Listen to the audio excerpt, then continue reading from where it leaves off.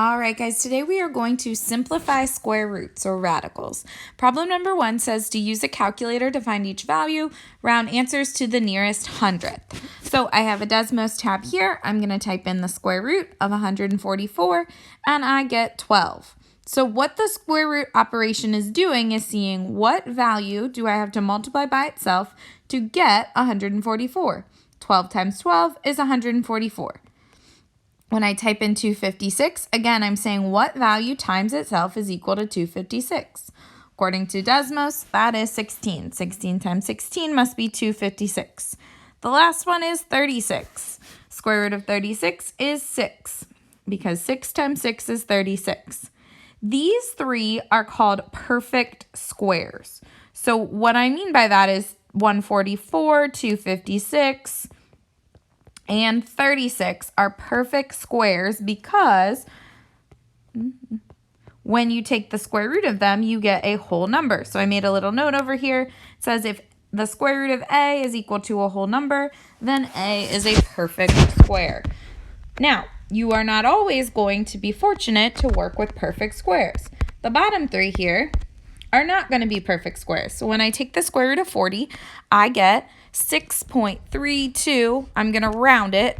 The problem said to round in the nearest hundredth. So 6.32. Definitely not a whole number, so 40 is not a perfect square. Then we'll try 52.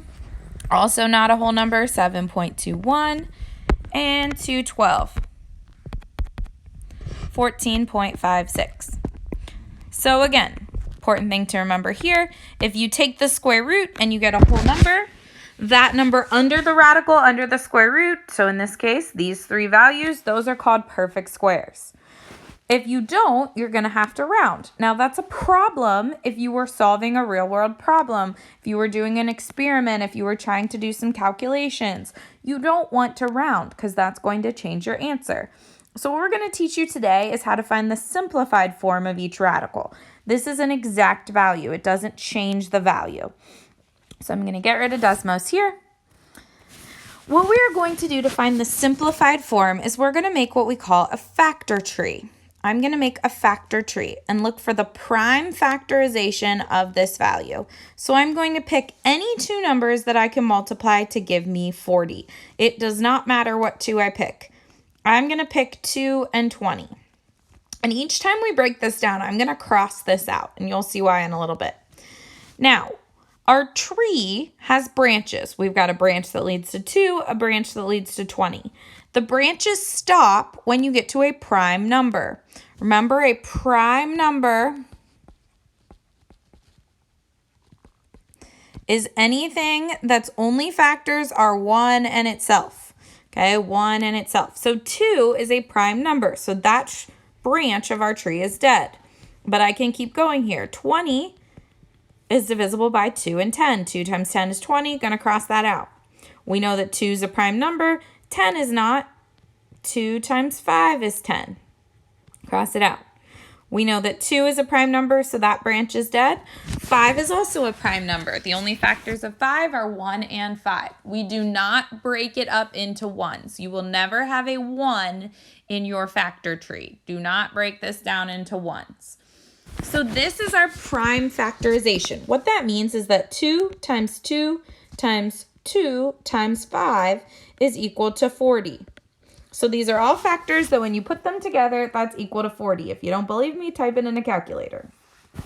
What we do with this is we look for pairs.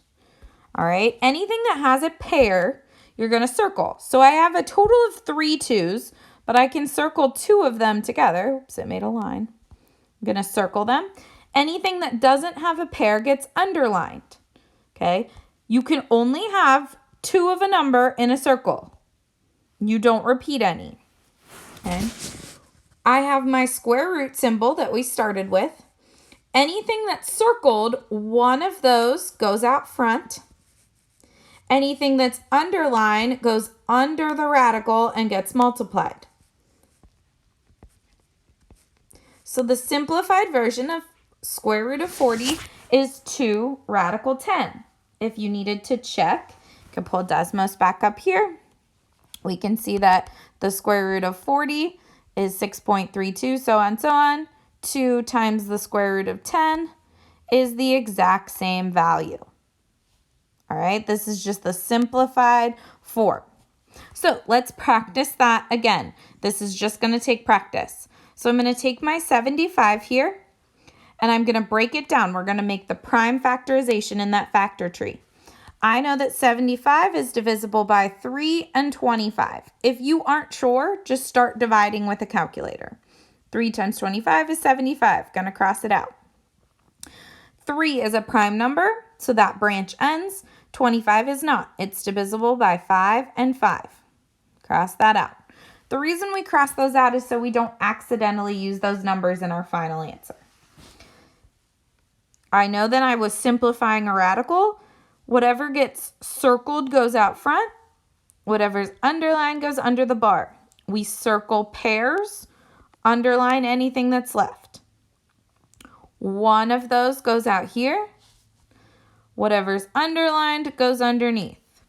So the square root of 75 simplifies to 5 radical 3. All right, and if you want to check, type it back in a calculator. Let's try again with the square root of 98. So I'm going to start dividing. 98 divided by 2 is 49. 49 is not a prime number. 2 is. That branch is dead. We're going to keep going. 49 is divisible by 7 and 7. 7 times 7 is 49. Both of those are prime numbers. Circle my pair. Underline what's left. One of what's circled goes in front. What's underlined goes underneath. The square root of 98 is equivalent to 7 times the square root of 2. This is how we simplify. If you feel confident, feel free to try the next 3 on your own. I am going to keep going. Let's do purple this time. So square root of 54, we need to make a factor tree. You can pick any 2 factors. I like to start with 2 if we have even numbers, but I know that 54 is equal to 6 times 9, so I can do that. Now, neither of these are prime numbers, so I'm going to have to break down both of them. 6 is equal to 2 times 3. Okay, 9 is equal to 3 times 3. So if you wanted to break it down like this, that would be fine. No matter which way you do it, if I had started with 2, okay, you're going to get to the same prime factorization. There's only one prime factorization. Here I'm going to circle a pair, underline what's left. So one of the pair goes out in front. What's left gets multiplied together underneath the bar. So this is going to be 3 radical 6. So the square root of 54 is equal to 3 radical 6. All right, let's try another one. The square root of 48.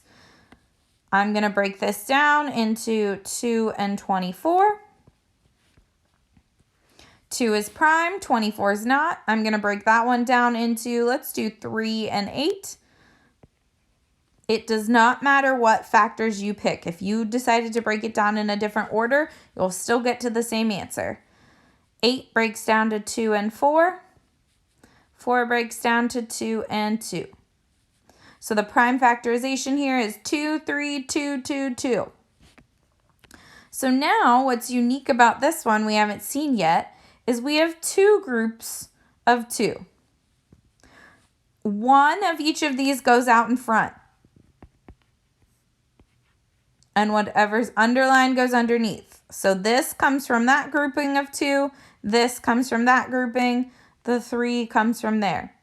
You're always going to multiply anytime you have more than one, either on the outside or underneath. So this is going to be 4 radical 3. All right, and our last one over here is 700. I'm going to break this down. Let's use that color. Into 7 times 100. I'm going to break 100 into 2 times 50. I guess I don't need the times in between.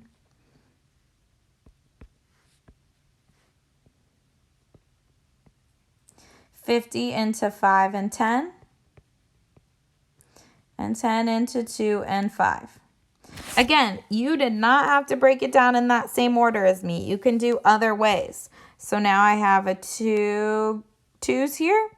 I have 2 5s here and a 7. So 1 2 comes out front. 1 5 comes out front. 7 goes under because it's underlined.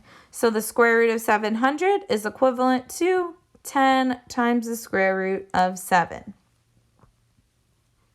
So the main thing here is you're looking for groups of 2. Anytime you have a group of 2, one of those goes outside of the radical. Anything that doesn't have a group of 2 gets underlined and goes under the radical. If you have more than one under the radical, they get multiplied together.